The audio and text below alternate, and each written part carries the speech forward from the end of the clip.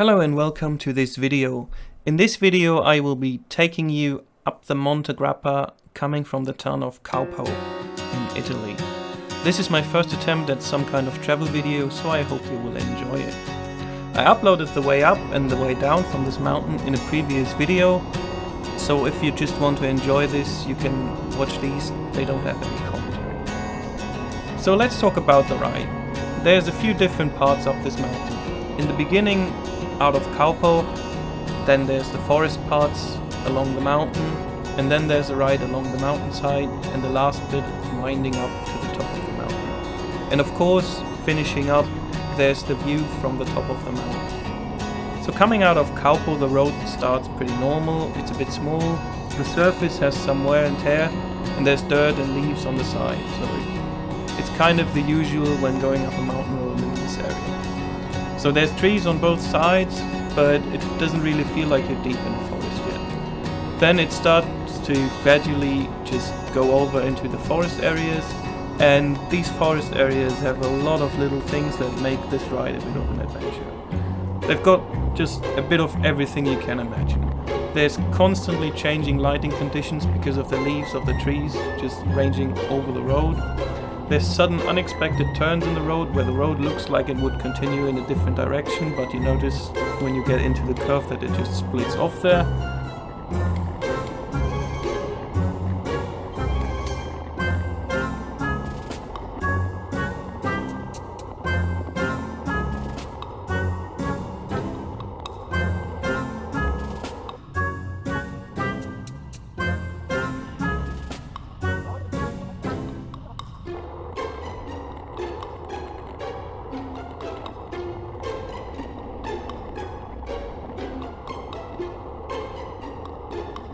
There's a lot of wet patches along the road because it's rained the day before and it's not really drying up because of the shadows of the leaves. Then suddenly at some point there's just dirt on the road because there's construction going on. The surface of the road itself in some points, it's not really easy to see on the video, is very uneven, so you're in for a bumpy ride from that already. And then the road also gets damaged, and quite damaged in some places even. There's unexpectedly deep potholes in some points, and one even made it to scratch the fairing of my bike on the underside when I went through it because the suspension compressed that much. And that's not everything. There's also traffic on your side of the road that can be quite slow and unexpected, and there's also oncoming traffic from other people on bikes and sometimes cars that may just surprise you when you go into a turn and suddenly there's someone on the other side.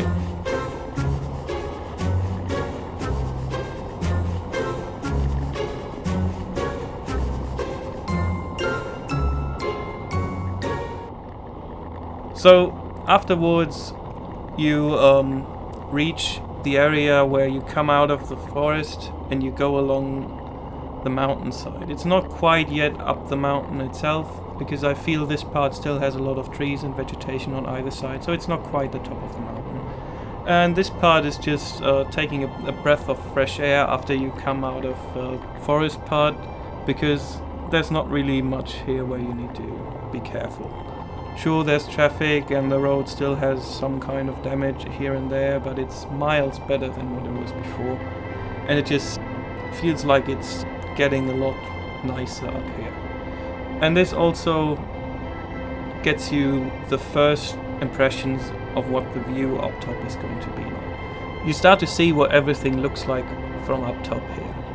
You can't really take your eyes off the road yet, but to the sides every now and then you'll just catch a glimpse of what you're going to see from the top, and it just gets more and more beautiful each time you have a little view. So after that part, it starts to go into the last bit, which is the shortest bit of the journey. It's the last bit up the mountain, where there's no longer many trees and bushes near the side of the road, and the road itself is quite clean. It's still pretty much the same as it was before, but it's got a bit less damage, and it's a lot clearer.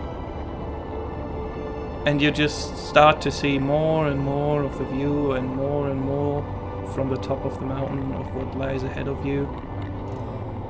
And you just you feel a little humbled.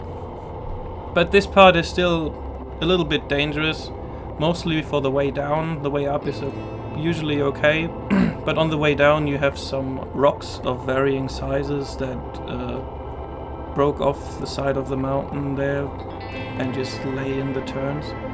It's mostly just on the inside of the turns, so it's not really an issue on the way up, but on the way down, every now and then you'll have to dodge along them and just stay focused so you don't have an accident.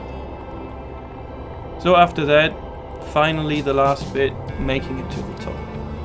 When you reach the top, there's a little restaurant there, and you can still go a little bit higher to the very top of the mountain by foot, but the restaurant is pretty much the top. There you can park your bike or your car or whatever took you up this mountain, take a nice breath, take something to eat, have a drink, and just enjoy the scenery.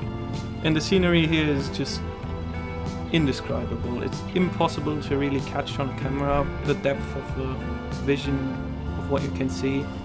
Just, you can look all around. There's so much to see here. It's just amazing. A little further down there's a ramp from which paragliders start their flight, and you can see them just not too far ahead of you, flying in the breeze, taking the upwind and going higher than the mountain. If you look to the side in the not too far distance, you can see the clouds hitting the mountainside and going over the top.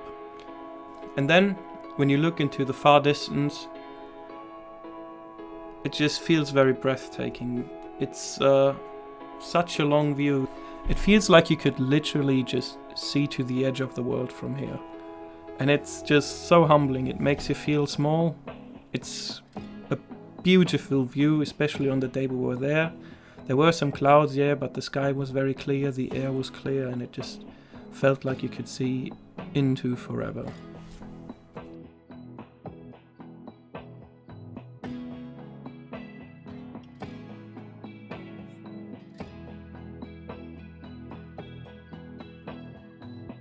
So after you've reached the top and then had a little break and enjoyed the view and everything around, it's time to go back down.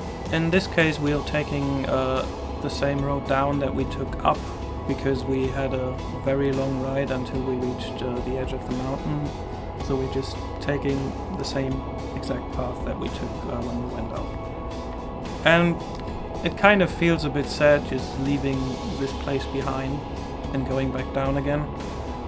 But the road back down is also very beautiful. It's a nice ride if you look away from the little things. If you manage to ignore the road surface issues that you have, it's really enjoyable. And on the way down you see that I'm falling behind our group because I'm just taking my time and just having a very, very calm and relaxing way down the mountain. Just some people like to ride fast. I'm not usually one of these people. So on the way down I take my time, I fall behind the group a little bit, and I'm just enjoying the ride and taking it slow back down the mountain. Riding fast is all fun and games, you know, but sometimes you just need to let the scenery and what you've just witnessed and the experience sit a little and just take a nice relaxing ride down and enjoy the moment a lot more. I chose to make this travel video out of this part of the journey for the simple reason that the ride up this mountain was my favorite part of the whole vacation. I enjoyed a lot of other parts of it and it's been beautiful all the way through, but this part and the road from the video that came immediately before this is just my favorite part of the entire vacation. You get to experience some things while going up. It's not that easy, and when you arrive at the top, it's just all worth it. And I feel like that's what a journey is all about, and what a video like this should also be about. So thank you very much for watching this video. If you have any advice, leave a comment, and I hope you enjoyed yourself, and we will see each other again in a new video. Goodbye.